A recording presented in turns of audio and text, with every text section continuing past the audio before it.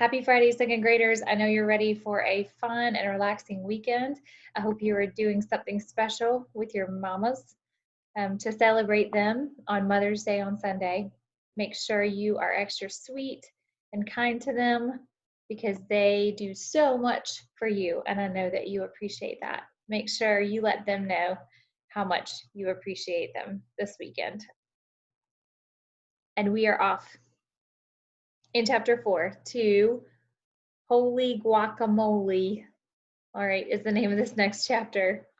Molly and Finn have been talking with the voice in the camper, and they just realized that they are no longer in the driveway of 24 Birchwood Drive. So let's find out what happens next. Holy Guacamole. I love that title. For a few seconds, Molly and Finn were speechless, but Pet, remember the talking screen, wasn't. "I'll be back when your work here is done," it said, and then the screen went dark. All the camper doors swung wide open. Molly pushed the power button. Nothing. She pushed all the other buttons. Again and again and again. Nothing happened. Zip, zilch, nada. "What should we do?" Finn asked. "I guess we go outside and figure out what our work is," Molly said. They walked down the camper steps and onto the dewy ground. Molly could feel her boots sinking into the wet earth. Wait a second. Boots? When she left the house to check out the camper, she'd been wearing her fuzzy bunny slippers. "Finn!" Molly cried. "Look at what we're wearing." Finn's eyes widened as he took in his sister's outfit. She had on a purple and white gingham button-down shirt, jeans, and brown cowboy boots. Finn was in a gray and blue shirt with blue jeans, which were tucked into black cowboy boots, and on his head, Finn's hands flew to the top of his head. Phew! He still had his moonwalker's hat on, but the rest of his outfit was still a problem. "Those are my favorite pajamas," Finn whined. "What happened to our stuff?" "I don't know," Molly admitted. "For once," Finn said. There was a siren sound from Finn's back pocket, and he reached back to pull out something no bigger than a deck of cards. "Oh, my baseball video game," he exclaimed. "Thank goodness. I thought I lost this too." He pressed a few buttons. "It's the 7th inning stretch now, so I have a break. We can get started on whatever work Pet was talking about." "You seriously need to rethink your priorities," Molly told him. Finn turned the game off and returned it to his pocket. Molly wrapped her arms around herself. The sky was barely light, and it was much colder than it had been back at home. She wished she had her fleece jacket, but she didn't know she would be somewhere that was so cold in June. "Holy guacamole, it's cold," Finn said, which was exactly what Molly was thinking. The twins looked across the pasture. There was a flagpole at the far end. The flag at the top was blue and white striped with a big red C in the center. Beyond it, the sun was coming up behind a red-roofed building. There were 2 old rocking chairs out front and a trail of smoke winding from a brick chimney. Maybe you visualize something like this.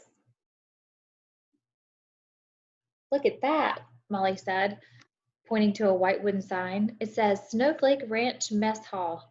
I guess that means we're at Snowflake Ranch." "Where's that?" Finn asked. "I don't know," Molly said again. She was used to knowing things, and she did not like not knowing 2 different things in the space of 5 minutes. "Well," Finn said, "I think we should go inside and find someone to help us." Molly felt a chill. Maybe it was the sudden gust of wind. Maybe it was a strange new feeling of not knowing, but she was scared that something bad was about to happen. That's when the door to the mess hall burst open. A plump woman in an apron began clanging a big bell on the porch. Clang, clang, clang.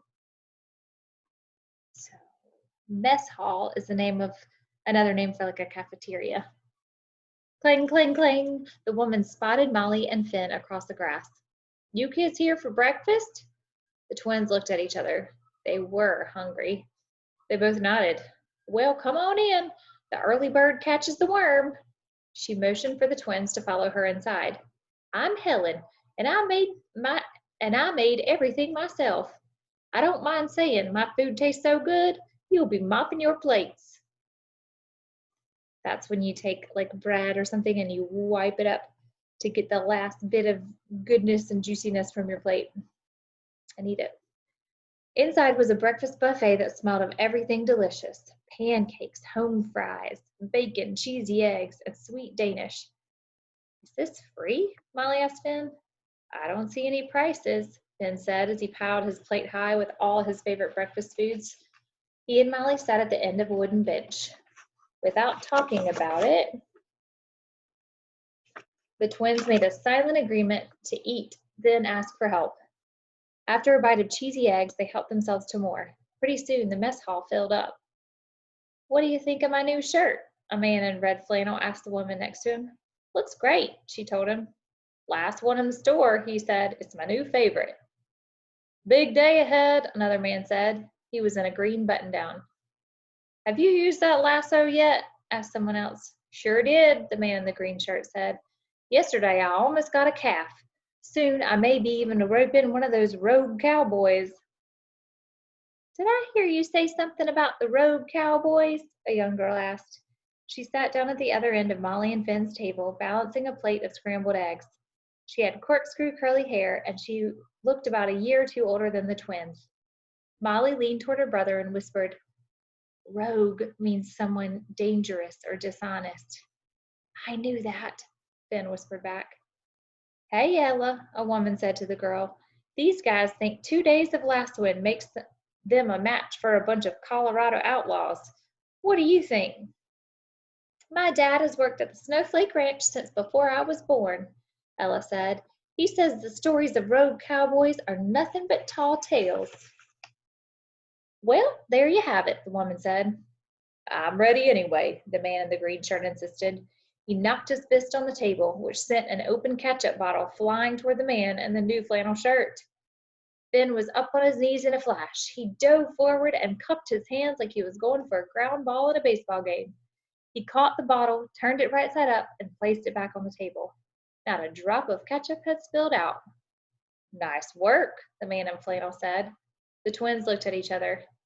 Did he say work? Could that be what Pet had in mind? Thanks for your help, the man said. It was nothing, Finn replied. He and Molly finished eating. They weren't sure what to do with their empty plates, so they took them over to Helen. Is there a sink? Molly asked. They had a rule at home. Bring your empty plates to the sink. Helen wiped her hands on her apron. I'll take care of it, she said, taking Molly's plate and Finn's as well. Can we ask you a question? Finn asked. Sure thing, Helen said. But first I have a question for you two. What's that? Molly said. What are your names? Helen asked. I'm Finn, and this is my sister Molly, Finn said. Nice to meet you, Finn and Molly. Your parents are still back in the cabins? Finn started, but Molly interrupted him. They're still sleeping, she said. It was not really a lie because her parents were sleeping, back at home, where Molly and Finn were supposed to be. You're not planning on going out on the trail without proper cowboy hats, are you? Helen asked. No? Finn gave his answer like he was asking a question. Good, she said. Head on out and make it right. It's 20 paces to the general store. Tell Cliff that I sent you, and he'll get you outfitted. He has the best hat selection in Colorado. Finn and Molly locked eyes. Colorado?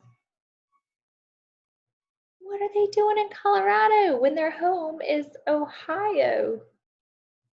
Now we know why this camper is magical, and what is it that they have to accomplish? What mission does Pet have for them they're supposed to complete before they can return home?